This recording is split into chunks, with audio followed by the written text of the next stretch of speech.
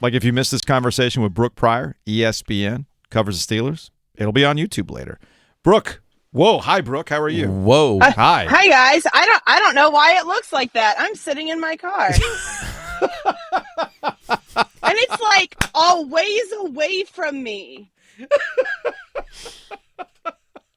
Okay, We love seeing you, Brooke. I'm just gonna Just step reverse my away seat. from the camera a little bit. I Away. am away. Anyway, You're not on the train tracks. I'm slightly thrown off. I know. Sorry. I'm not out in the elements. I'm so sorry. Yeah, well, nobody wants to be out in the elements today. From the goofier stuff that we get into to a little bit more of a serious, more somber conversation. I know that you had actually been talking to Franco Harris as part of what you do, covering the Steelers for ESPN, because they're honoring the 50th anniversary of the Immaculate Reception. They're going to retire his number, which doesn't happen very often in Pittsburgh, and he passes away. And I know I caught you on Get Up talking about this and reacting to it. But, now that we're approaching the actual event itself, how has the city of Pittsburgh been just kind of, I guess, taking trips down memory lane, the impact of Franco Harris, not just for the Pittsburgh Steelers, but for football in general with that iconic play that we see over and over and over again. It never gets old. Yeah, it's been, it's obviously a really sad week that it was supposed to be a big celebration. I think it can still be a big celebration of Franco's life. There's been a lot of people remembering what he brought them in terms of what he brought this team, the franchise, the foundation he laid, but it's also about the memories that he gave people. And it's not just because they watched him play. Like, to me, the coolest thing has been hearing from parents about passing it on to their kids. That, maybe the parents weren't even alive for the Immaculate Reception. It was passed down from their parents. And so we're like 1 and 2 generations removed from fans who watched Franco Harris in real time, in real life, or listened to the radio broadcast. The thing that I found is that a lot of this unifying, just core memory or thing that brings everybody together is seeing the statue of Franco in the Pittsburgh airport. That's kind of provided people a platform to talk to their kids and say, oh, do you know who that is? That's Franco Harris. Like, one guy told me he and his 4-year-old son walked by him, and son said, who's that? And he said that right then, like, he kind of explained, and they went to a restaurant in the airport. There's a Permanis right there. He's like, we ordered a kielbasa sandwich. I pulled up video of the Immaculate Reception, and I told him all about it. He probably understood none of it and did not get the significance, but like, it was cool for him. It was cool for the dad. So it's been really great hearing all of those stories. I mean, that's what I was there to talk with Franco about at the Heinz History Center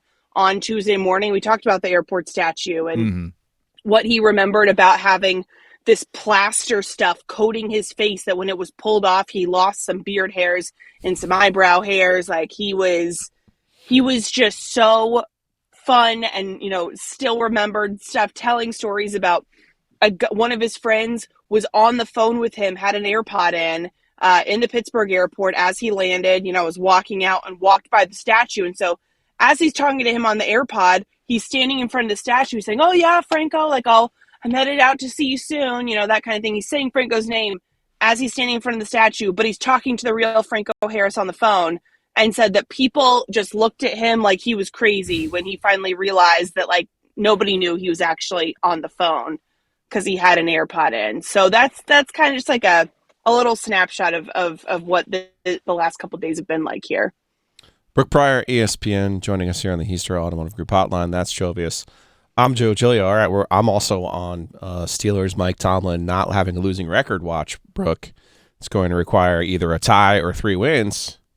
We got the Raiders, Ravens, Browns. Where's your confidence level now in the standard being the standard?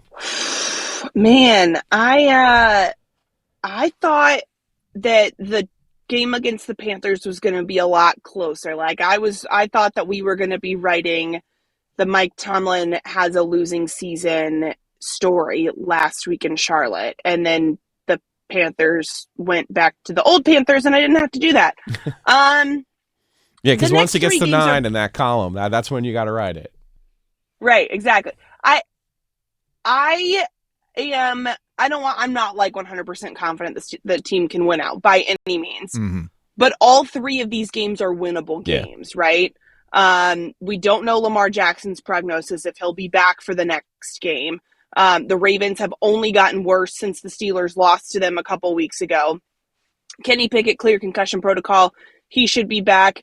This Raiders team scares me for the Steelers from a matchup perspective because of Josh Jacobs.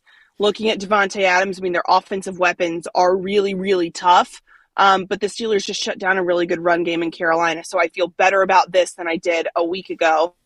And then that Week 18 Browns game, who knows what they could be playing for, and they lost to the Browns early this season. But the Browns have also been a weird team that can't seem to get it consistently figured out. So, I'm pre-writing. You're pre-writing, and I feel like this is more of a thing like the novelty of it. I don't know. I was bothered by Sunday because the Panthers actually had stakes. Okay, like they have the tiebreakers for the NFC South. They still do, thanks to the Cincinnati Bengals beating the Bucks. But I this whole like what are the Steelers really playing for? It's not for Mike Tomlin's losing record novelty stat, is it? I think they care about it. Do they? I think they do care about it. They do care about it. Right. And Deontay Johnson brought it up in the locker room. They're a weird Adams bunch talked up to me there. about it. Yeah. It's a pride thing, right? I mean, when you can play for a guy and be like, my coach has never had a losing season, that's pretty impressive. And it's not just like a novelty thing.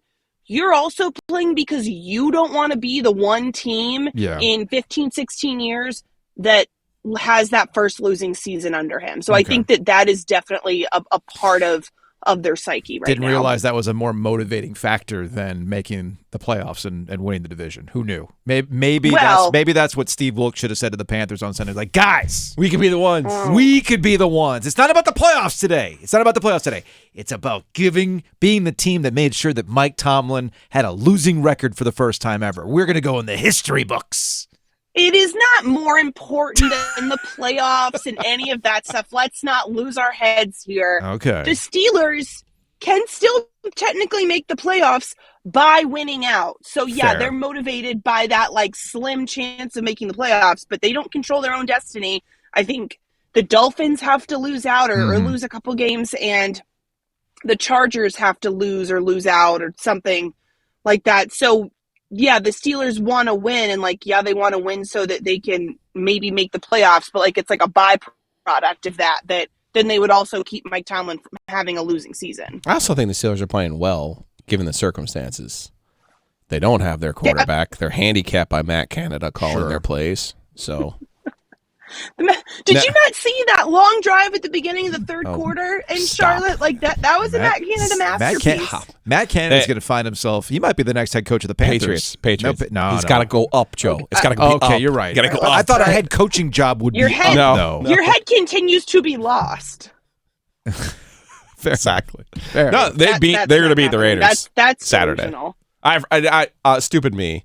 I knew that they were doing the thing with the Immaculate Reception and Franco Harris, and obviously he passed his way. I didn't realize they were actually playing the Raiders.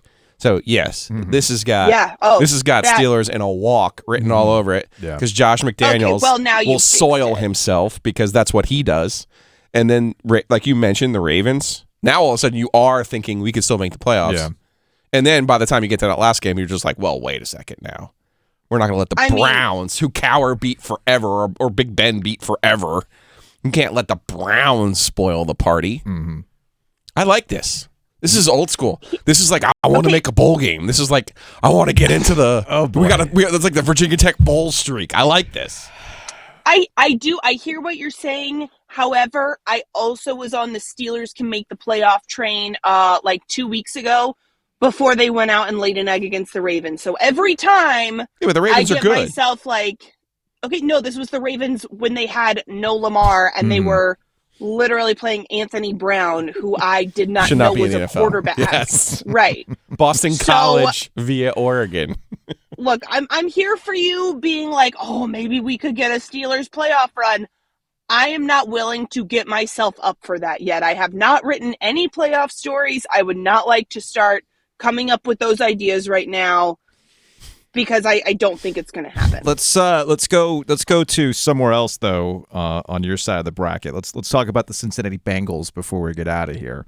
They seem like after the early supposed Super Bowl hangover, they're healthy, and they seem like they have it again. Do you think they have it again? Is this the team that we're so focused on Patrick Mahomes, we're so focused on what's going on with the Buffalo Bills that, oh, by the way, the team that did this last year might do it again?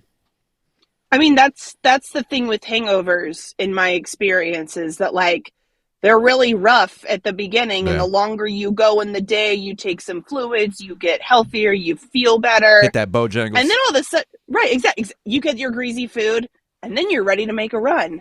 I feel like the Bengals have just had their Bojangles, and they're ready to make that run. And I like what they've done on offense so far. The fact that there was not this massive drop-off when Chase went out, that it developed T. Higgins and Tyler Boyd. Now they've got all three of those guys. Even though there were some injury concerns there, I don't think that that's a long-term thing. Joe Mixon gets hurt, but it develops Samaje Perine. I really like that 1-2 punch. Defense, I believe Zach Taylor said today that Trey Hendrickson is not going to miss multiple weeks and that he's good to go. That's a big boost on their defense. So to me, when we get to this time in the season, yes, it's about what you're doing on the field. Like, that's obviously huge because you have to win games on the field. But, like, I'm also looking for style points, honestly, and momentum. And the Bengals have that momentum. They beat the Chiefs. They came back against the Bucks and demolished them in the second half. They have the mojo right now. Joe Cool's back. He's got the purple sunglasses. Like, you have to make a deep postseason run when you bring the purple sunglasses out. Like, those mean business. So those are the rules. To me, right. Those are I don't make them. But yeah, the Bengals right now are my pick to come out of the AFC and make a return appearance in the Super Bowl. Okay. Chilio likes where you're at. Spider-Man pointing meme. And you got to point at me. It only works if you point at me. There we go. I'm trying. It's delayed. You're good now. You're good. I also have to back my hand up so that you can see it. All right, T-Rex. Brooke Pryor, ESPN, covers the Steelers. We appreciate the time. Have a very good Christmas. Yes, and be on the lookout for your package, your gift. I got it. I'm going to look for it. I can't wait. All right.